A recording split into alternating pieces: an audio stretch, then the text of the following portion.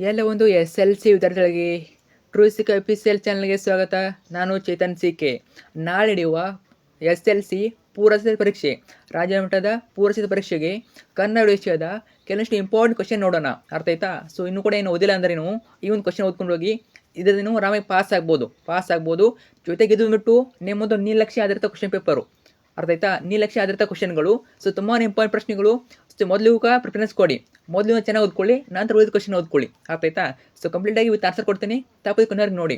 1 ಅಂಕ, 2 ಅಂಕ, 3 ಅಂಕ, 4 ಅಂಕ ಪ್ರತಿಯೊಂದನ್ನು ಹೇಳ್ತೀನಿ, ತಪ್ಪದು ಕೊನೆಯವರೆಗೆ ನೋಡ್ಕೊಳ್ಳಿ. ಬನ್ನಿ ಇವತ್ತಿನ ಈ ಒಂದು ವಿಡಿಯೋನ ಶುರು ಮಾಡೋಣ. ಅದಕ್ಕೆ ಮುಂಚೆ ಎಲ್ಲ ಫಸ್ಟ್ ಟೈಮ್ ನಮ್ಮ ಒಂದು ಚಾನಲ್ ನೋಡ್ತಾ ಇದ್ದಾರೆ ಅಥವಾ ಚಾನಲ್ ಹುಡುಕಾರೋ ಸಬ್ಸ್ಕ್ರೈಬ್ ಮಾಡ್ಕೊಂಡಿಲ್ಲ, ತಪ್ಪದು ಎಲ್ಲ ಚಾನಲ್ನ ಸಬ್ಸ್ಕ್ರೈಬ್ ಮಾಡ್ಕೊಳ್ಳಿ. ಯಾಕಂದರೆ ಇದೇ ಬಗ್ಗೆ ಆನ್ಯುವಲ್ ಎಕ್ಸಾಮ್ ಮುಗಿಯೋವರೆಗೆ ನಿಮ್ಮ ಎಲ್ಲ ಪೂರ್ವಸಿದ್ಧ ಪರೀಕ್ಷೆ ಕ್ವಶನ್ ಆಗ್ತವೆ. ಇಂಪಾರ್ಟೆಂಟ್ ಪ್ರಶ್ನೆಗಳು ಜಸ್ಟು ಪೂರ್ವಸಿದ್ಧ ಪರೀಕ್ಷೆ ಮಾತ್ರ ಅಲ್ಲ, ನಿಮ್ಮೊಂದು ವಾರ್ಷಿಕ ಪರೀಕ್ಷೆಗೆ ಆನ್ಯುವಲ್ ಎಕ್ಸಾಮ್ಗೆ ಎಲ್ಲ ವಿಷಯಗಳ ಪಾಸಿಂಗ್ ಪ್ಯಾಕೇಜು, ಸ್ಕೋರಿಂಗ್ ಪ್ಯಾಕೇಜು, ಜೊತೆಗೆ ಫಿಕ್ಸ್ ಪ್ರಶ್ನೆಗಳು, ಕ್ವಶನ್ ಪೇಪರ್ಗಳು ಎಲ್ಲ ಕೂಡ ಆಗ್ತವೆ. ಸೊ ನಿಮ್ಮ ಎಕ್ಸಾಮ್ ಮುಗಿಯೋವರೆಗೆ ಅವೆಲ್ಲ ಬೇಕು ಅಂತಂದರೆ ತಪ್ಪದ ಚಾನಲ್ನ ಸಬ್ಸ್ಕ್ರೈಬ್ ಮಾಡ್ಕೊಳ್ಳಿ, ಕಡ್ಡಾಯ ಮಾಡ್ಕೊಳ್ಳಿ. ಸೊ ಮಾಡ್ಕೊಂಡು ಮಾತ್ರ ವಿಡಿಯೋ ಸಿಗ್ತವೆ, ತಪ್ಪದೆ ಮಾಡ್ಕೊಳ್ಳಿ. ಮಾಡಿದ್ರಾ? ಜೊತೆಗೆ ವಿಡಿಯೋನ ಲೈಕ್ ಬಿಟ್ಟು ಫ್ರೆಂಡ್ಸ್ ಶೇರ್ ಮಾಡಿ, ಒಂದು ಲೈಕ್ ಬಿಟ್ಟು ಫ್ರೆಂಡ್ಸ್ ಶೇರ್ ಮಾಡಿ, ಎಲ್ಲ ಫ್ರೆಂಡ್ಸ್ ಶೇರ್ ಮಾಡಿ, ಅವ್ರಿಗೂ ಕೂಡ ಹೆಲ್ಪ್ ಮಾಡಿ, ಖಂಡಿತ ಶೇರ್ ಮಾಡಿ. ಓಕೆ, ಬನ್ನಿ ಇವತ್ತಿನ ಈ ಒಂದು ಶುರು ಮಾಡೋಣ. ಇವೆಲ್ಲ ಕ್ವಶನ್ ಇಂಪಾರ್ಟೆಂಟು. ಇವಂದ್ಬಿಟ್ಟು ನಿಮ್ಮದು ನಿರ್ಲಕ್ಷ್ಯ ಆಧಾರಿತ ಬ್ಲೂ ಪ್ರಿಂಟ್ ಆಧಾರಿತ ಕ್ವಶನ್ ಪೇಪರಲ್ಲಿ ಏನು ಕೊಟ್ಟಿದ್ದಾರೆ ಅದರ ಆಧಾರಿತ ಕ್ವಶನ್ಗಳು ತುಂಬಾ ಇಂಪಾರ್ಟೆಂಟ್. ನೋಡ್ತಾ ಹೋಗೋಣ. ಸೊ ನಿಮಗೆ ಟೋಟಲಾಗಿ 1 ಅಂಕದ ಪ್ರಶ್ನೆಗಳು 7 ಇರ್ತವೆ. 1 ಅಂಕದಲ್ಲಿ ತರಿಸಿ 7 ಕ್ವಶನ್ ಇರ್ತವೆ, ಟೋಟಲಾಗಿ 7 ಅಂಕ. ಇವೆಲ್ಲ ಇಂಪಾರ್ಟೆಂಟ್ ಕ್ವಶನ್ಗಳು, ಚೆನ್ನಾಗಿ ನೋಡ್ಕೊಂಡು ಹೋಗಿ. ಇವು ಜಸ್ಟ್ ಪ್ರಿಪರೇಟರಿ ಮಾತ್ರ ಅಲ್ಲ, ನಿಮ್ಮೊಂದು ಪೂರ್ವಸಿದ್ಧ ಪರೀಕ್ಷೆ ಮಾತ್ರವಲ್ಲ, ನಿಮ್ಮೊಂದು ಆನ್ಯುವಲ್ ಎಕ್ಸಾಮ್ ಕೂಡ ಇಂಪಾರ್ಟೆಂಟು. ಅರ್ಥ ಆಯ್ತಾ? ಸೊ 2 ಕೂಡ ಇಂಪಾರ್ಟೆಂಟು, ಚೆನ್ನಾಗಿ ನೋಡ್ಕೊಳ್ಳಿ. 1ನೇ ಪ್ರಶ್ನೆ, ಭಾಷೆ ಯಾವುದಕ್ಕೆ ಸಾಧನವಾಗಿದೆ? ತುಂಬಾ ಇಂಪಾರ್ಟೆಂಟು. ನಮ್ಮ ಸುತ್ತಮುತ್ತಲಿನವರನ್ನೇ ವ್ಯವಹರಿಸೋದಕ್ಕೆ ಹಾಗೂ ವಿಚಾರ ವಿನಿಮಯ ಮಾಡೋದಕ್ಕೆ ಭಾಷೆ ಒಂದು ಅಮೂಲ್ಯ ಸಾಧನವಾಗಿದೆ. ನಂತರ 2ನೇ ಪ್ರಶ್ನೆ, ಪ್ರಾಣಿಗಳು ತಮ್ಮ ಮಕ್ಕಳಿಗೆ ಯಾವ ವಿಚಾರವಾಗಿ ತರಬೇತಿ ಕೊಡುತ್ತವೆ? ಪ್ರಾಣಿಗಳು ತಮ್ಮ ಮಕ್ಕಳಿಗೆ ಯಾವ ವಿಚಾರವಾಗಿ ತರಬೇತಿ ಕೊಡುತ್ತವೆ? ಉತ್ತರ ನೋಡಿ, ಪ್ರಾಣಿಗಳು ತಮ್ಮ ಮಕ್ಕಳಿಗೆ ಚಲನವಲನಗಳ ವಿಚಾರವಾಗಿ, ಆಹಾರ ವಿಹಾರಗಳ ವಿಚಾರವಾಗಿ ತರಬೇತಿ ಕೊಡುತ್ತವೆ. ನೆಕ್ಸ್ಟ್ ಹೋಗೋಣ. ಅದಕ್ಕಿಂತ ಮುಂಚೆ ಈಗಾಗಲೇ ಚಾನಲ್ ನಿಮಗೆ ಎಲ್ಲ ಮಹಾಲಕ್ಷ್ಮಿ ಹಾಕಿದ್ದೀನಿ, ಎಲ್ಲ ವಿಷಯದ್ದು ಮಹಾಲಕ್ಷ್ಮಿ ಹಾಕಿದ್ದೀನಿ. ಅವ್ನು ಕಡ್ಡಾಗಿ ನೋಡ್ಕೊಳ್ಳಿ ಅವನ್ನ. ಯಾಕಂದರೆ ನಿಮ್ಮೊಂದು ಪ್ರಿಪರೇಟರಿ ಎಕ್ಸಾಮ್ ಆಗಿರಲಿ, ಆನ್ಯುವಲ್ ಎಕ್ಸಾಮ್ ಆಗಿರಲಿ, ಅದೇ ಪ್ಯಾಟರ್ನಲ್ಲಿ ಬರ್ತದೆ. ಅರ್ಥ ಆಯ್ತಾ? ಅದು ನೋಡ್ಕೊಳ್ಳಿ, ಆಮೇಲೆ ಎಲ್ಲ ಕ್ವಶನ್ ನೋಡ್ಕೊಳ್ಳಿ. ಈಗ ಹಾಕಿದ್ದೀನಿ ನೋಡಿ, ಕನ್ನಡ ಕೂಡ ಹಾಕಿದ್ದೀನಿ, ಅದು ನೋಡ್ಕೊಳ್ಳಿ ಮೊದಲು. ಯಾಕಂದರೆ ಸೇಮ್ ಪ್ಯಾಟರ್ನ್ ಬರ್ತದೆ ನಿಮ್ಮ ಪ್ರಿಪರೇಟರಿ ಎಕ್ಸಾಮ್ಗೆ ಮತ್ತು ಆನ್ಯುವಲ್ ಎಕ್ಸಾಮ್ಗೆ. ತಪ್ಪದೆ ನೋಡ್ಕೊಳ್ಳಿ, ಚಾನಲ್ ಇರ್ತವೆ. ನೆಕ್ಸ್ಟ್ 3ನೇ ಪ್ರಶ್ನೆ, ಮನುಷ್ಯನಿಗೆ ಲೆಕ್ಕ ಇಡುವ ಅವಶ್ಯಕತೆ ಯಾವಾಗ ಉಂಟಾಯಿತು? ಮನುಷ್ಯನಿಗೆ ಲೆಕ್ಕ ಇಡುವ ಅವಶ್ಯಕತೆ ಯಾವಾಗ ಉಂಟಾಯಿತು? ಉತ್ತರ, ನವಶಿಲಾಯುಗದ ಮಾನವನು ಸಂಚಾರಿ ಜೀವನವನ್ನು ತ್ಯಜಿಸಿ ಒಂದೆಡೆ ಬಿಟ್ಟು ಆಸ್ತಿ, ಮನೆ, ಬದುಕು ಮೊದಲಾದ ಭಾವನೆಗಳನ್ನು ತಳೆಯುವುದಕ್ಕೆ ಪ್ರಾರಂಭಿಸಿದ್ದರಿಂದ ಅವನಿಗೆ ಲೆಕ್ಕ ಇಡುವ ಅವಶ್ಯಕತೆ ಉಂಟಾಯಿತು. ಇನ್ನು ಪ್ರಶ್ನೆ 4, ಎಣ್ಣೆ ತುಪ್ಪದ ಮಿಶ್ರಣ ಬೇಡವೆಂದು ಹೇಳಿದವರು ಯಾರು? ಉತ್ತರ, ಕವಿ ನಯಸ್ಸೇನನು ಎಣ್ಣೆ ತುಪ್ಪದ ಮಿಶ್ರಣ ಬೇಡವೆಂದು ಹೇಳಿದನು. ಇನ್ನು ಪ್ರಶ್ನೆ 5, ಕನ್ನಡಕ್ಕೆ ಪರ್ಷಿಯನ್ ಶಬ್ದಗಳು ಯಾವಾಗ ಬಂದವು?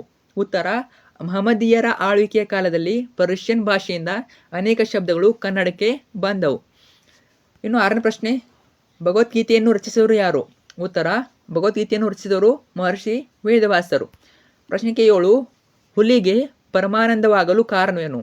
ಉತ್ತರ ನೋಡಿ, ಶಾನುಭೋಗರ ದುಂಡಾದ ಶೇರನ್ನು ನೋಡಿ ಹುಲಿಗೆ ಪರಮಾನಂದವಾಯಿತು. ಯಾರೆಲ್ಲ ಪಾಸ್ ಆಗ್ಬೇಕಂತ ತಪ್ಪದೆ ನೋಡ್ಕೊಳ್ಳಿ ಅವನ್ನ. ಇವೇ ಕ್ವಶನ್ಗಳು ನಿಮ್ಮ ಎಕ್ಸಾಮ್ನಲ್ಲಿ ಬರ್ತವೆ. ಇನ್ನು ಪ್ರಶ್ನೆ 8, ಶಾನುಭೋಗರಿಗೆ ತಲೆ ಸುತ್ತಲು ಕಾರಣವೇನು? ಹುಲಿಗೆ ತಮ್ಮ ಮುಖದರ್ಶನವಾಗದಂತೆ ತಪ್ಪಿಸಿಕೊಳ್ಳುವ ದೊಂಬರಾಟದಲ್ಲಿ ಶಾನುಭೋಗರಿಗೆ ತಲೆ ಸುತ್ತಲು ಆರಂಭಿಸಿತು. ಪ್ರಶ್ನೆ 9, ಶಾನುಭೋಗರ ಬ್ರಹ್ಮಾಸ್ತ್ರ ಯಾವುದು? ಉತ್ತರ, ಶಾನುಭೋಗರ ಬ್ರಹ್ಮಾಸ್ತ್ರ ಕಿರ್ದಿ ಪುಸ್ತಕ. ತುಂಬಾ ಇಂಪಾರ್ಟೆಂಟು. 10ನೇ ಪ್ರಶ್ನೆ, ಹಸಿದು ಮಲಗಿದ್ದ ಹುಲಿಯು ಏನೆಂದು ಯೋಚಿಸಿತು? ಹಸಿದು ಮಲಗಿದ್ದ ಹುಲಿಯು ವಿಧಿಹಾರಕ್ಕೆ ಏನನ್ನು ಒದಗಿಸುವುದು ಎಂದು ಯೋಚಿಸಿತು. ಇನ್ನು ಪ್ರಶ್ನೆ 11, ಲಂಡನ್ನಿನ ಪೇಟೆಯಲ್ಲಿರುವ ಸ್ಟೇಷನರಿ ಅಂಗಡಿಗಳ ಹೆಸರೇನು? ಉತ್ತರ, ಲಂಡನ್ನಿನ ಪೇಟೆಯಲ್ಲಿರುವ ಸ್ಟೇಷನರಿ ಅಂಗಡಿಯ ಹೆಸರು ಊಲ್ವರ್ತ್. ತುಂಬಾ ಇಂಪಾರ್ಟೆಂಟು, ಊಲ್ವರ್ತ್ ಹೆಸರು ನೆನಪಿಟ್ಕೊಳ್ಳಿ. ಪ್ರಶ್ನೆ 12, ನೆಲ್ಸನ್ ನವರ ಮೂರ್ತಿರುವ ಸ್ಥಳದ ಹೆಸರೇನು? ಉತ್ತರ, ನೆಲ್ಸನ್ ನವರ ಮೂರ್ತಿರುವ ಸ್ಥಳದ ಹೆಸರು ಟ್ರಾಫಲ್ಗಾರ್ ಸ್ಕ್ವೇರ್. ಸೊ ಇದು ಬೇರೆ ಏನೋ ಇದೆ, ಮಿಸ್ಟೇಕ್ ಆಗಿದೆ, ಪುಸ್ತಕದಲ್ಲಿ ನೋಡ್ಕೊಳ್ಳಿ, ಟೈಪಿಂಗ್ ಮಿಸ್ಟೇಕ್ ಆಗಿದೆ. ಪ್ರಶ್ನೆ 13, ವೆಸ್ಟ್ ಮಿನಿಸ್ಟರ್ ಅಬೆ ಯಾರ ಸ್ಮಾರಕವಾಗಿದೆ? ವೆಸ್ಟ್ ಮಿನಿಸ್ಟರ್ ಅಬೆ ಯಾರ ಸ್ಮಾರಕವಾಗಿದೆ? ಉತ್ತರ, ವೆಸ್ಟ್ ಮಿನಿಸ್ಟರ್ ಅಬೆ ಸಾರ್ವಭೌಮರ ಕೈಪುಂಗರವರ ಸತ್ತವರ ಸ್ಮಾರಕವಾಗಿದೆ. ಇನ್ನು ಪ್ರಶ್ನೆ 14, ಆಂಗ್ಲ ಸಾಮ್ರಾಜ್ಯದ ವೈಭವ ಕಂಡುಬರುವ ಓಣಿ ಕೇಳಿದರೆ? ಉತ್ತರ, ಚೇರಿಂಗ್ ಕ್ರಾಸ್ ನೋಡಿ. ಚೇರಿಂಗ್ ಕ್ರಾಸ್ ಅನ್ನೋದು ಆಂಗ್ಲ ಸಾಮ್ರಾಜ್ಯದ ವೈಭವ ಕಂಡುಬರುವ ಓಣಿ. ಇನ್ನು ಪ್ರಶ್ನೆ 5, ಕೌಸಂಬಿ ಅರಸ ಯಾರು? ಕೌಸಂಬಿ ಅರಸ ಅತಿಬಳ. ಪ್ರಶ್ನೆ 16, ಸೋಮಶರ್ಮ ಕಾಶ್ಯಪಿಯರ ಮಕ್ಕಳ ಹೆಸರೇನು? ಸೋಮಶರ್ಮ ಕಾಶ್ಯಪಿಯರ ಮಕ್ಕಳ ಹೆಸರು ಅಗ್ನಿಭೂತಿ ಮತ್ತು ವಾಯುಭೂತಿ. Very point. ಇನ್ನು ನೆಕ್ಸ್ಟ್ ಹೋಗೋಣ. 17 ಪ್ರಶ್ನೆ. ಕಾಶ್ಯಪಿ ವಿದ್ಯಾಭ್ಯಾಸಕ್ಕಾಗಿ ತನ್ನ ಮಕ್ಕಳನ್ನು ಯಾರ ಬಳಿಗೆ ಕಳುಹಿಸಿದಳು? ಉತ್ತರ: ಕಾಶ್ಯಪಿ ವಿದ್ಯಾಭ್ಯಾಸಕ್ಕಾಗಿ ತನ್ನ ಮಕ್ಕಳನ್ನು ತನ್ನ ಅಣ್ಣನಾದ ಸೋಮಶರ್ಮನ ಬಳಿಗೆ ಕಳುಹಿಸಿದಳು. ಪ್ರಶ್ನೆ 18. ಸೂರ್ಯಮಿತ್ರನು ತನಗೆ ಕಾಶ್ಯಪಿ ಎಂಬ ತಂಗಿಯಿಲ್ಲ ಎಂದು ಹೇಳಲು ಕಾರಣವೇನು? ಉತ್ತರ: ಸೂರ್ಯಮಿತ್ರನು ತಾನು ಸೋದರ ಮಾವನೆಂದು ತಿಳಿದರೆ ಸಲುಗೆ ಉಂಟಾಗಿ ತಂಗಿಯ ಮಕ್ಕಳು ವಿದ್ಯೆಯನ್ನು ಕಲಿಯುವುದಿಲ್ಲವೆಂದು ಆಲೋಚಿಸಿ ತನಗೆ ಕಾಶ್ಯಪಿ ಎಂಬ ತಂಗಿಯಿಲ್ಲ ಎಂದು ಹೇಳಿದನು. ಇನ್ನು ಪ್ರಶ್ನೆ 19. ಪಂಡಿತರಾದ ಅಗ್ನಿಭೂತಿ ವಾಯುಭೂತಿಯರಿಗೆ ದೊರೆತ ಪದವಿ ಯಾವುದು? ಪಂಡಿತರಾದ ಅಗ್ನಿಭೂತಿ ವಾಯುಭೂತಿಯರಿಗೆ ಮಂತ್ರಿ ಪದವಿ ದೊರಕಿತು. ಇನ್ನು ಪ್ರಶ್ನೆ 20. ಕಂಪನಿ ಸರ್ಕಾರ ಹೊರಡಿಸಿದ ಆದೇಶ ಏನು? Very point. ಕಂಪನಿ ಸರ್ಕಾರ ಅನುಮತಿ ಇಲ್ಲದೆ ಭಾರತೀಯರು ಶಸ್ತ್ರಾಸ್ತ್ರಗಳನ್ನು ಹೊಂದುವಂತಿಲ್ಲ ಮತ್ತು ತಮ್ಮಲ್ಲಿರುವ ಆಯುಧಗಳನ್ನು ಸರ್ಕಾರಕ್ಕೆ ಒಪ್ಪಿಸಬೇಕು ಎಂದು ಆದೇಶ ಹೊರಡಿಸಿತು. ಇನ್ನು ಪ್ರಶ್ನೆ 21. ಹಲಗಲಿಯ 4 ಪ್ರಮುಖರು ಯಾರು? ಇದು ಕೂಡ ವೇರಿ ಪಾಯಿಂಟು. ಪೂಜೇರಿ ಹನುಮ, ಬ್ಯಾಡರ ಬಾಲ, ಜಡಗ, ರಾಮ ಈ 4 ಹಲಗಲಿಯ ಪ್ರಮುಖರು. ಪ್ರಶ್ನೆ 22. ಹಲಗಲಿಯ ಗುರುತು ಉಳಿದಂತಾದುದು ಏಕೆ? ಉತ್ತರ: ಹಲಗಲಿಯ ಮೇಲೆ ಬ್ರಿಟಿಷ್ ಸರ್ಕಾರದ ದಂಡು ದಾಳಿ ಬೆಂಕಿ ಹಚ್ಚಿದ್ದರಿಂದ ಹಲಗಲಿಯ ಗುರುತು ಉಳಿದಂತಾಯಿತು. ಇನ್ನು ಪ್ರಶ್ನೆ 23. ಯಾವ ಘಟನೆ ಹಲಗಲಿಯ ಲಾವಣಿಗೆ ಕಾರಣವಾಗಿದೆ? ಹಲಗಲಿಯ ಬಂಟರ ಹತಾರ ಕದನ ಘಟನೆ ಹಲಗಲಿಯ ಲಾವಣಿಗೆ ಕಾರಣವಾಗಿದೆ. ಪ್ರಶ್ನೆ 24. ಹಲಗಲಿ ಗ್ರಾಮ ಎಲ್ಲಿದೆ? ಹಲಗಲಿಯ ಮುಧೋಳ ಸಂಸ್ಥಾನದಲ್ಲಿದ್ದು ಇಂದಿನ ಬಾಗಲಕೋಟ್ ಜಿಲ್ಲೆಗೆ ಸೇರಿದೆ. ಪ್ರಶ್ನೆ 25. ದ್ರೋಣನು ಪರಶುರಾಮನಿಗೆ ಏಕೆ ಬಂದನು? Very point. ಈ ಒಂದು ಕ್ವಶನ್ ಕೇಳ್ತಾನೆ ಇದ್ದಾರೆ. ನಿಮ್ಮೆಲ್ಲ ಮಾಡೆಲ್ ಕ್ವಶನ್ ಕೂಡ ಇದೇ ಕ್ವಶನ್ ಇದೆ. ದ್ರೋಣನು ಪರಶುರಾಮನಿಗೆ ದ್ರವ್ಯನ್ನು ಅಂದರೆ ಹಣವನ್ನು ಬೇಡೋದಕ್ಕಾಗಿ ಬಂದನು. ನೀವು ದ್ರವ್ಯ ಬರೋದು ಕೂಡ ಸರಿಯಾದ ಉತ್ತರ ಅಥವಾ ಹಣ ಬರೋದು ಕೂಡ ಸರಿಯಾದ ಉತ್ತರ ಆಗ್ತದೆ. ಹೆಚ್ಚಾಗಿ ದ್ರವ್ಯನ ಬಳಸಿ. ನೆಕ್ಸ್ಟು 26ನೇ ಪ್ರಶ್ನೆ. ದ್ರೋಣನು ಯಾರೊಡನೆ ಪರಶುರಾಮನ ಬಳಿಗೆ ಬಂದನು? ದ್ರೋಣನು ಅಶ್ವತ್ಥಾಮನೊಡನೆ ಪರಶುರಾಮನ ಬಳಿಗೆ ಬಂದನು. ಅಶ್ವತ್ಥಾಮ ಹೆಸರು ನೆನಪಿಟ್ಟುಕೊಳ್ಳಿ. ಅಶ್ವತ್ಥಾಮ ಇದು ಕೂಡ ಇಂಪಾರ್ಟೆಂಟು. ಪ್ರಶ್ನೆ 27. ಪರಶುರಾಮನು ದ್ರೋಣನಿಗೆ ಕೊಟ್ಟ ಪ್ರಧಾನ ಅಸ್ತ್ರಗಳು ಯಾವುವು? Very point. ಪರಶುರಾಮನು ದ್ರೋಣನಿಗೆ ವಾರುಣ, ವಾಯುವ, ಅಗ್ನಿಯ, ಇಂದ್ರಾದಿ ಪ್ರಧಾನ ಅಸ್ತ್ರಗಳನ್ನು ಕೊಟ್ಟನು. 28. ದ್ರುಪದನು ಪಡಿಯಲಿನಿಗೆ ಏನೆಂದು ಹೇಳಿ ಕಳುಹಿಸಿದನು? ಉತ್ತರ: ದ್ರುಪದನು ಪಡಿಯಜನೆಗೆ ದ್ವಾರಪಾಲಕನಿಗೆ ಅಂದರೆ ಪಡಿಯಜನ ಯಾರು? ದ್ವಾರಪಾಲಕನಿಗೆ ಅಂತಹವನ್ನು ನಾನು ತಿಳಿದಿಲ್ಲ, ಅವನನ್ನು ಹೊರಕ್ಕೆ ತಳ್ಳು ಎಂದು ಹೇಳಿದನು. ಪ್ರಶ್ನೆ 29. Very point. ಪುಟ್ಟಪೋರಿ ಏನು ಮಾಡ್ತಿದ್ದಾಳೆ? ಪುಟ್ಟಪೋರಿ ಮುಸುರೆ ತಿಕ್ಕುತ್ತಿದ್ದಾಳೆ. ಪ್ರಶ್ನೆ 30. ಅಮ್ಮ ಎಲ್ಲಿ ಮಲಗಿದ್ದಾಳೆ? ಅಮ್ಮ ಗುಡಿಸಿನಲ್ಲಿ ಮಲಗಿದ್ದಾಳೆ. 31. ಯಾರಿಗೆ ವಸಂತ ಮುಖ ತೋರಲಿಲ್ಲ? ಕಮ್ಮಾರ, ನೇಕಾರ, ಕುಂಬಾರ, ಕೇರಿಯ ಮಾರ ಮತ್ತು ಪುಟ್ಟಿಗೆ ವಸಂತ ಮುಖ ತೋರಲಿಲ್ಲ. 32ನೇದು. ಪುಟ್ಟಿಯ ಪ್ರಶ್ನೆಗಳೇನು? ಗುಡಿಸಲೊಳಗೆ ಬರಲು ವಸಂತ ಹೆದರಿದನೇ? ಹರಿದ ಚಿಂದಿ ಬಟ್ಟೆಗಳ ಕಂಡವನು ಮರುಗಿದನೇ? ಇವು ಪುಟ್ಟಿ ಪ್ರಶ್ನೆಗಳಿವೆ. ಇವು 32 ಪ್ರಶ್ನೆ ವೇರಿ ಪಾಯಿಂಟು. ಇವು 32 ಚೆನ್ನಾಗಿ ಓದ್ಕೊಳ್ಳಿ. ಸೊ ರಿಪೀಟ್ ಆಗ್ತವೆ ಕ್ವಶನ್ಗಳು, ರಿಪೀಟ್ ಆಗ್ತವೆ, ಚೆನ್ನಾಗಿ ನೋಡ್ಕೊಳ್ಳಿ. ಜಸ್ಟ್ ಪ್ರಿಪರೇಟರಿ ಮಾತ್ರವಲ್ಲ, ನಿಮ್ಮದು ಅನಾಲಿಸಿಸ್ ಕೂಡ ಇಂಪಾರ್ಟೆಂಟು. ಸೊ ಎರಡು ಕೂಡ ಹೆಲ್ಪ್ ಆಗ್ತವೆ, ಚೆನ್ನಾಗಿ ನೋಡ್ಕೊಳ್ಳಿ. ಈ ನೆಕ್ಸ್ಟ್ ಹೋಗೋಣ 2 ಅಂಕದ ಪ್ರಶ್ನೆಗಳು. ಟೋಟಲ್ ನಿಮಗೆ 2, 3 ವಾಕ್ಯಗಳು ತರಿಸಿ ಎಷ್ಟು ಇರ್ತವೆ? ಟೋಟಲ್ ಆಗಿ 18ರಿಂದ 27 ಕ್ವಶನ್ ಇರ್ತವೆ. 20 ಮಾರ್ಕ್ಸ್ ಇರ್ತವೆ. ಅರ್ಥ ಆಯ್ತಾ? 20 ಅಂಕ ಇರ್ತದೆ. ನೋಡ್ತಾ ಹೋಗೋಣ. ಇವೆಲ್ಲ ಇಂಪಾರ್ಟೆಂಟ್ ಕ್ವಶನ್ಗಳು, ವೇರಿ ಪಾಯಿಂಟು ನೋಡ್ಕೊಳ್ಳಿ ಚೆನ್ನಾಗಿ. 1ನೇ ಪ್ರಶ್ನೆ. ಇವೆಲ್ಲ ನೀಲನಕ್ಷೆ ಆಧಾರಿತ ಪ್ರಶ್ನೆಗಳು. ನೀಲನಕ್ಷೆ ಅಂದರೆ ಈಗಾಗಲೇ ಬೋರ್ಡ್ ಮೇಲೆ ಪ್ರಿಂಟ್ ಬಿಟ್ಟಿದ್ದಾರೆ. ಆ ಆಧಾರಿತ ಪ್ರಶ್ನೆಗಳು, ರಿಪೀಟ್ ಆಗಿದ್ದ ಕ್ವಶನ್ಗಳು, ತುಂಬಾ ಇಂಪಾರ್ಟೆಂಟ್ ಪ್ರಶ್ನೆಗಳು, ವೇರಿ ಪಾಯಿಂಟು. ಮೊದಲು ನೋಡ್ಕೊಳ್ಳಿ, ನೆಕ್ಸ್ಟ್ ಉಳಿದ ಕ್ವಶನ್ ನೋಡ್ಕೊಳ್ಳಿ. ಪ್ರಶ್ನೆಗೆ 1. ವ್ಯವಹಾರಿಕ ಮತ್ತು ಗ್ರಾಂಥಿಕ ಭಾಷೆ ಲಕ್ಷಣಗಳೇನು? ವ್ಯವಹಾರಿಕ ಭಾಷೆಯನ್ನು ಜೀವದ್ ಭಾಷೆ. ಅದರಲ್ಲಿ ಜನರು ಮಾತನಾಡುತ್ತಾರೆ, ವಿವರಿಸುತ್ತಾರೆ. ಉದಾಹರಣೆ ಕನ್ನಡ, ತಮಿಳು, ತೆಲುಗು ಇವೆಲ್ಲ ಭಾಷೆಗಳು ಬರ್ತವೆ. ಇನ್ನು ಗ್ರಾಂಥಿಕ ಭಾಷೆಯು ಅಭಿವೃದ್ಧಿ ಹೊಂದಿ ಗ್ರಂಥ ರಚನೆಯಲ್ಲಿ ಉಪಯೋಗವಾದ ಭಾಷೆಯಾಗಿದೆ. ಉದಾಹರಣೆ ಸಂಸ್ಕೃತ, ಕನ್ನಡ, ಇಂಗ್ಲೀಷ್, ಪಾಳಿ ಇತ್ಯಾದಿ. ಇವೆರಡು ಇಂಪಾರ್ಟೆಂಟ್ ಕ್ವಶನ್ಗಳು. ಕೆಲವೊಂದ್ಸಲ ನಮಗೆ ಒಂದೇ ಕೇಳ್ಬೋದು, ವ್ಯವಹಾರಿಕ ಕೇಳ್ಬೋದು, ಕೆಲವೊಂದ್ಸಲ 2 ಕೇಳ್ತಾರೆ. ಇನ್ನು 2ನೇ ಪ್ರಶ್ನೆ. ಲಿಪಿಯ ಜಾಡು ಆರಂಭಗೊಂಡ ಬಗ್ಗೆ ಹೇಗೆ? ಉತ್ತರ ಇದೆ. ವಿಡಿಯೋನ ಪಾಸ್ ಮಾಡಿ ಉತ್ತರ ನೋಡ್ಕೊಳ್ಳಿ. ನಾನು ಪ್ರತಿದಿನ ಎಕ್ಸ್ಪ್ಲೇನ್ ಮಾಡೋದಿಲ್ಲ, ಜಸ್ಟ್ ಮೇನ್ ಕ್ವಶನ್ ಹೇಳ್ತಾ ಹೋಗ್ತೀನಿ, ಉತ್ತರ ನೋಡ್ಕೊಳ್ಳಿ ನೀವು. ಪ್ರಶ್ನೆ 3. ಲಿಪಿಯ ಮೂಲಕ ಜ್ಞಾನ ಭಂಡಾರ ಯಾವ ರೀತಿ ಭದ್ರವಾಯಿತು? ಭದ್ರವಾಯಿತು. ಲಿಪಿ ಮೇಲೆ ಕ್ವಶನ್ ಬರ್ಬೋದು, ಬೇರೆ ಪಾಯಿಂಟು. ಈ ಟಾಪಿಕ್ನ ನೋಡ್ಕೊಳ್ಳಿ, ಈ ಒಂದು ವಿಷಯ ನೋಡ್ಕೊಳ್ಳಿ, ತುಂಬಾ ಇಂಪಾರ್ಟೆಂಟು. 4ನೇ ಪ್ರಶ್ನೆ. ಕನ್ನಡ ಭಾಷೆ ಹದಗೊಂಡದ್ದು ಹೇಗೆ? ಇದು ಕೂಡ ಇಂಪಾರ್ಟೆಂಟು. ಕನ್ನಡ ಭಾಷೆ ಹದಗೊಂಡದ್ದು ಕೇಳ್ತಾರೆ. 5ನೇದು. ಆಂಗ್ಲ ಭಾಷೆ ವಿಶ್ವವ್ಯಾಪಿಯಾಗಲು ಕಾರಣವೇನು? ನಂತರ ಹೋಗೋಣ 6ನೇ ಪ್ರಶ್ನೆ. ನಾಲ್ವಡಿ ಕೃಷ್ಣರಾಜ ಒಡೆಯರ ಕಾಲದಲ್ಲಿ ಯಾವ ಕ್ಷೇತ್ರಗಳು ಸ್ವಯಂ ಆಳದ ಕ್ಷೇತ್ರಗಳಾದವು? ಇಂಪಾರ್ಟೆಂಟು. 7ನೇ ಪ್ರಶ್ನೆ. ನಾಲ್ವಡಿ ಕೃಷ್ಣರಾಜ ಕಾಲದಲ್ಲಿ ಯಾವ ನೀರಾವರಿ ಯೋಜನೆಗಳು ಕಾರ್ಯರೂಪಕ್ಕೆ ಬಂದವು? 8ನೇದು. ವಿಶ್ವೇಶ್ವರಯ್ಯನವರು ಶಿಕ್ಷಣದ ಬಗ್ಗೆ ಏನೆಂದು ಹೇಳಿದ್ದಾರೆ? ಪ್ರಶ್ನೆ 9. ನೆಹರು ಅವರು ವಿಶ್ವೇಶ್ವರಯ್ಯ ಬಗ್ಗೆ ಏನೆಂದು ಹೇಳಿದ್ದಾರೆ? ಇವೆರಡು ಕ್ವಶನ್ ಇಂಪಾರ್ಟೆಂಟ್ ನೋಡ್ಕೊಳ್ಳಿ. ಎಲ್ಲ ಕೂಡ ಇಂಪಾರ್ಟೆಂಟ್ ಆಲ್ಮೋಸ್ಟು ಎಷ್ಟು ಕೊಟ್ಟಿದ್ದೀನಿ ಎಷ್ಟು ಚೆನ್ನಾಗಿ ಓದ್ಕೊಳ್ಳಿ. 10ನೇ ಪ್ರಶ್ನೆ, ಹಣಕಾಸು ನೀತಿಯಲ್ಲಿ ವಿಶ್ವೇಶ್ವರಯ್ಯನವರು ಮಾಡಿದ ಮಾರ್ಪಾಡುಗಳಾವು. ನಂತರ 11, ವೂಲ್ವರ್ತ್ ಅಂಗಡಿಯಲ್ಲಿ ಸಿಗುವ ವಸ್ತುಗಳಾವು, ವೆರಿ ಇಂಪಾರ್ಟೆಂಟು. 12ನೇ ಪ್ರಶ್ನೆ, ಲಂಡನ್ನಿನ ಹೆಣ್ಣು ಮಕ್ಕಳು ಯಾವ ಕೆಲಸದಲ್ಲಿ ನಿಯುಕ್ತರಾಗಿರುತ್ತಾರೆ. ಲಂಡನ್ ಹೆಣ್ಣು ಮಕ್ಕಳು ಯಾವ ಕೆಲಸದಲ್ಲಿ ನಿಯುಕ್ತರಾಗುತ್ತಾರೆ ನೋಡಿ. ಮೇನ್ ಕ್ವಶನ್ಗಳು ಇವು, ನಿಮ್ಮ ನೀಲಕ್ಷೆಯಲ್ಲಿ ಮೇನ್ ಕ್ವಶನ್ ಕೊಟ್ಟಿದ್ದಾರೆ, ಅವೇ ಕ್ವಶನ್ಗಳು ಇವು, ಚೆನ್ನಾಗಿ ನೋಡ್ಕೋಬೇಕು. ನಂತರ 13ನೇದು, ಟಾಪಿಕ್ಗೆ ವಿಶೇಷತೆಯನ್ನು ಲೇಖಕರು ಹೇಗೆ ದಾಖಲಿಸುತ್ತಾರೆ. ಟಾಪಿಕ್ ವಿಶೇಷತೆ ಇಂಪಾರ್ಟೆಂಟು.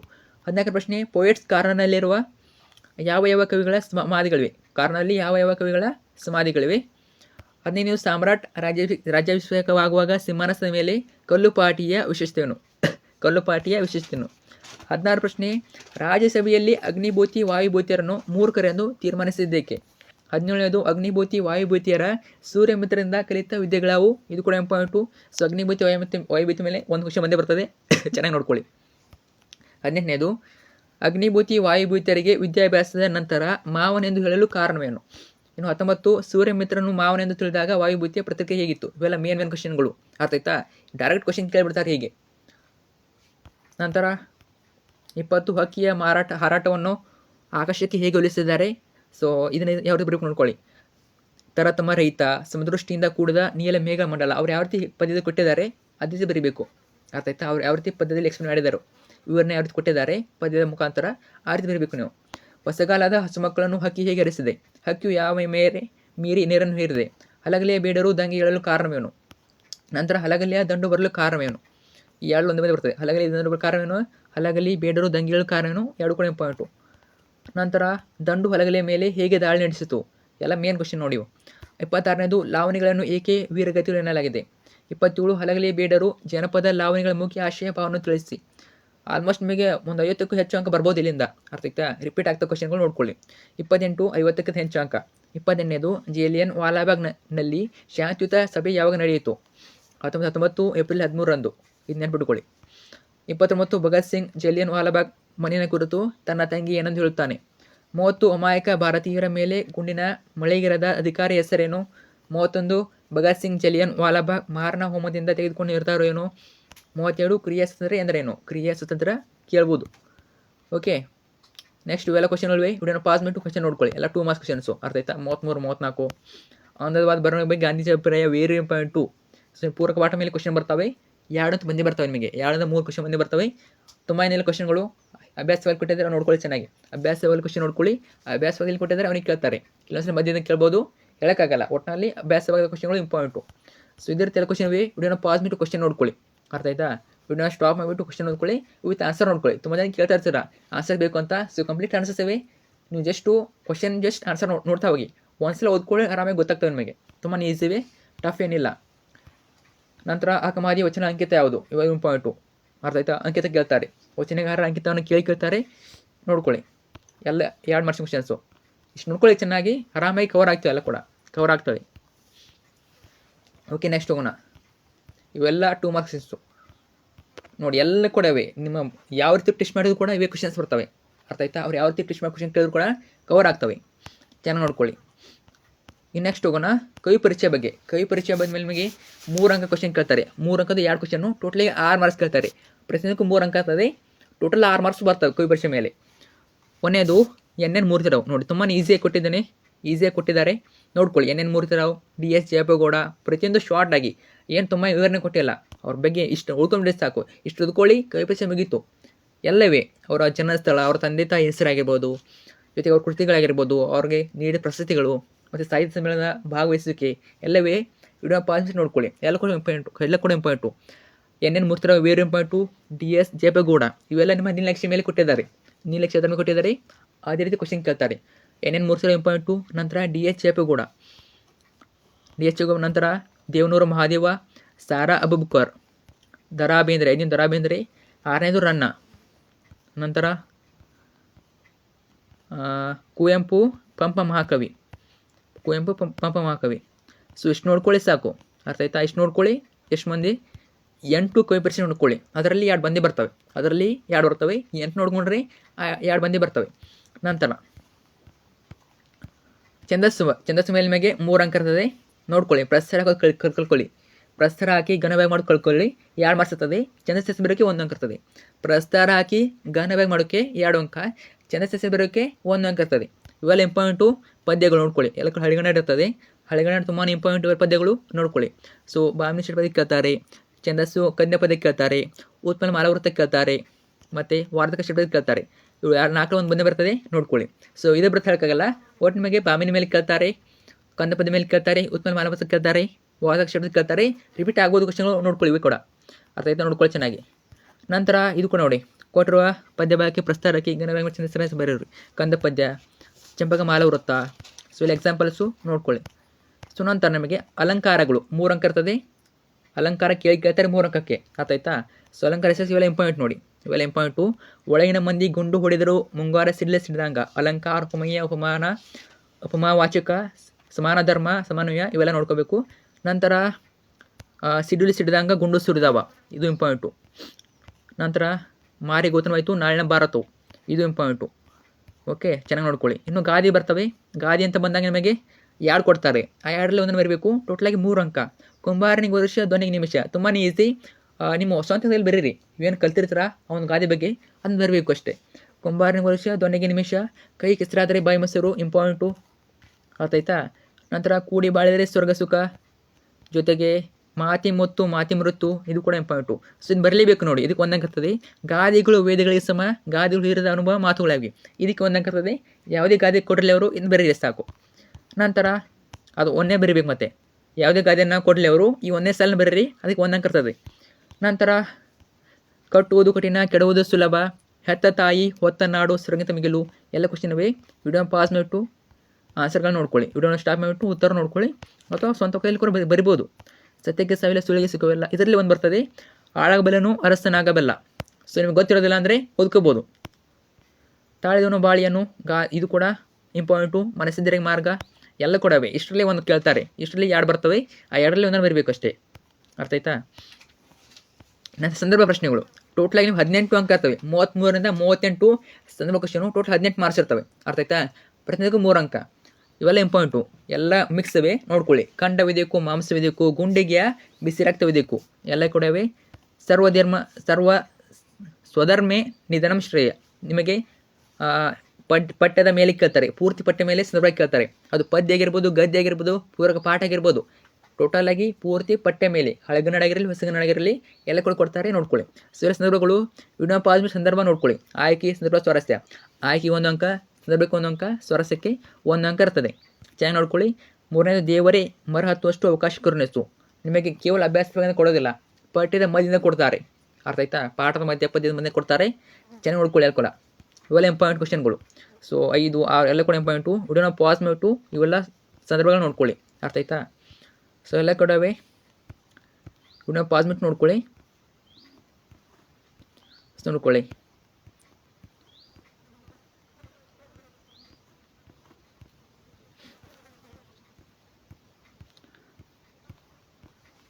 ನೋಡಿ 15ನೇ ಪ್ರಶ್ನೆ. ನಾನಾಕಿಯನ್ನು ಪರೀಕ್ಷಿಸುವೆ, ನೀವು ಬಿಸಿ ನೀರು ಸಿದ್ಧಪಡಿಸಿ. ಕೇವಲ ನಿಮಗೆ ಅಭ್ಯಾಸವನ್ನು ಕೊಡೋದಿಲ್ಲ, ಪಾಠದ ಮಧ್ಯದಿಂದ ಪದ್ಯದಿಂದ ಕೊಡ್ತಾರೆ. ಅರ್ಥ ಆಯ್ತಾ. ಆಯ್ಕೆಯಲ್ಲಿ ಏನಿರಬೇಕು ನೀವು ಆಯ್ಕೆ. ಈ ವಾಕ್ಯವನ್ನು ಶ್ರೀಮತಿ ಸಾರಾ ಅಬೂಬಕರ್ ಅವರು ಚಪ್ಪಲಿಗಳು ಕಥಾ ಸಂಕಲನದ ಆಯ್ದು ಯುದ್ಧ ಎಂಬ ಪಾಠದಿಂದ ಆರಿಸಿಕೊಳ್ಳಲಾಗಿದೆ. ನೋಡಿ ಅದು ಬರೆದವರು ಕವಿ ಹೆಸರು ಬರಬೇಕು. ಅರ್ಥ ಆಯ್ತಾ. ಕೃತಿಕಾರರ ಹೆಸರು ಬರೀಬೇಕು, ಅವ್ರ ಕೃತಿನ ಬರೀಬೇಕು. ಅದನ್ನು ಬರೆದವ್ರು ಯಾರು, ಅವ್ರ ಕೃತಿ ಜೊತೆಗೆ ಅದು ಎಲ್ಲಿಂದ ಆಯ್ಕೆ ಮಾಡಿದ್ದಾರೆ, ಯಾವ ಪಾಠದ ಯಾವುದೇ ಪದ್ಯದಿಂದ ಆಯ್ಕೆ ಮಾಡಿದ್ದಾರೆ.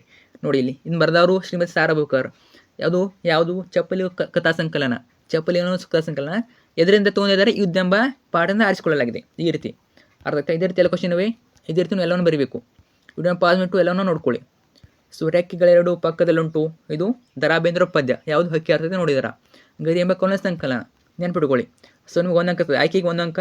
ಜಸ್ಟು ಕವಿ ಹೆಸರನ್ನ ಬರಬೇಕು, ಅವರ ಕೃತಿ ಅಥವಾ ಕವನ ಸಂಕಲನ ಇರಬೇಕು, ಅಥವಾ ನೆಕ್ಸ್ಟು ಒಂದು ಯಾವ ಪಾಠದ ಪದ್ಯ ಬರಬೇಕು. ಇದಕ್ಕೆ 1 ಅಂಕ ಇರ್ತದೆ. ಮಿಸ್ ಮಾಡ್ಕೋಬೇಡಿ, ಚೆನ್ನಾಗಿ ನೋಡ್ಕೊಳ್ಳಿ. ಅರ್ಥ ಆಯ್ತಾ. ಎಲ್ಲ ಕೂಡ ಇಂಪಾರ್ಟೆಂಟು, ಪ್ರತಿಯೊಂದು ಕ್ವಶನ್ ಇಂಪಾರ್ಟೆಂಟು. ಸೊ ಇಷ್ಟು ಚೆನ್ನಾಗಿ ನೋಡ್ಕೊಳ್ಳಿ. ತುಂಬ ಜನ ಟಫ್ ಅಂತಿರ್ತಾರೆ ಸಂದರ್ಭ, ಎಲ್ಲ ಕೂಡ ಇವೆ. ಪಾಸ್ ಮಾಡಿಟ್ಟು ಪ್ರತಿಯೊಂದು ಓದ್ತಾ ಹೋಗಿ. ಸೊ ನೆಕ್ಸ್ಟ್ ಹೋಗೋಣ ನಾವು. ಸೊ 25, 26, 27, 28 ಎಲ್ಲ ಕೂಡ ಇಂಪಾರ್ಟೆಂಟು. ನೀವು ಜಸ್ಟು ಪ್ರಿಪರೇಟರಿ ಮಾತ್ರ ಅಲ್ಲ, ಅನ್ಯುವಲ್ ಎಕ್ಸಾಮ್ಗೆ ಇಂಪಾರ್ಟೆಂಟ್ ಇದು. ನಾನು ನಿಮಗೆ ಪ್ರಿಪರೇಟರಿ ಎಕ್ಸಾಮ್ ಅಂತ ಹೇಳ್ತಾ ಇಲ್ಲ, ಅನ್ಯುವಲ್ ಎಕ್ಸಾಮ್ ಕೂಡ ಸೇಮ್ ಇದೇ ಪ್ಯಾಟರ್ನ್ ಇರ್ತದೆ. ಎಲ್ಲ ಕ್ವಶನ್ ಕೂಡ ಇವೇ ಬರ್ತವೆ. ಚೆನ್ನಾಗಿ ನೋಡ್ಕೊಳ್ಳಿ. ಪ್ರಿಪರೇಟರಿ ಮಾತ್ರ ಪೂರ್ವಸ್ಥಿತಿ ಮಾತ್ರ, ಅದು ಪೂರ್ವಸ್ಥಿತಿ ಮಾತ್ರ ಅನ್ಯುವಲ್ ಎಕ್ಸಾಮ್ಗೆ ಮೇನ್ ಕ್ವಶನ್ಗಳು. ಅರ್ಥ ಆಯ್ತಾ? 30ನೇ ಕ್ವಶನ್ ಆಗಿರ್ಬೋದು, 31, 32, 33. ಸೊ ಎಲ್ಲ ಕೂಡ ಇಂಪಾರ್ಟೆಂಟು. ವಿಡಿಯೋನ ಪಾಸ್ ಮಾಡಿಟ್ಟು ನೋಡ್ಕೊಳ್ಳಿ. ನಂತರ ಬಂದುಬಿಟ್ಟು ಪದ್ಯ ಭಾಗ ಪೂರ್ಣಗೊಳಿಸಿ ಕಂಠಪಾಠ ಮಾಡಿರಿ. ಪದ್ಯ ಭಾಗ 4 ಅಂಕಕ್ಕೆ ಇರ್ತದೆ. ಯಾವ ಬರ್ಬೋದು ಇವೆಲ್ಲ ಗೆಸ್ ಕೊಟ್ಟಿದ್ದೀನಿ ನೋಡ್ಕೊಳ್ಳಿ. ಇವೆಲ್ಲ ಇಂಪಾರ್ಟೆಂಟು. ಇದರಲ್ಲಿ ಒಂದು ಬರ್ತದೆ, ಫಿಕ್ಸ್ ಅಂತ ಹೇಳೋಕ್ಕಾಗಲ್ಲ. ಒಟ್ಟಿನಲ್ಲಿ ಇಂಪಾರ್ಟೆಂಟು. ಅರ್ಥ ಆಯ್ತಾ? ಬರ್ಬೋದು. ಒಟ್ಟಿನಲ್ಲಿ ಕನ್ಫ್ಯೂಸ್ ಆಗಿರ್ತಾರೆ ಯಾವ ಬರ್ತವೆ ಅಂತ ನೋಡ್ಕೊಳ್ಳಿ ಚೆನ್ನಾಗಿ. ಕುಲಶಿತವಾದಿ ಇಂಪಾರ್ಟೆಂಟು, ಮೊತ್ತಗಳಲ್ಲಿ ಇಂಪಾರ್ಟೆಂಟು, ಮಾರೆ ಗೌತಮೈತ ಇಂಪಾರ್ಟೆಂಟು, ಊರಿ 7 ಕೌಶಲ್ಯ ಪಡೆದ ಕೋರಂ ಇದು ಕೂಡ ಇಂಪಾರ್ಟೆಂಟು. ನಂತರ 3C ಇಂಪಾರ್ಟೆಂಟು, ಗೌರಮಂ ಬಿಡಿಸದಿರೋಡರೆ ಇದು ಇಂಪಾರ್ಟೆಂಟು.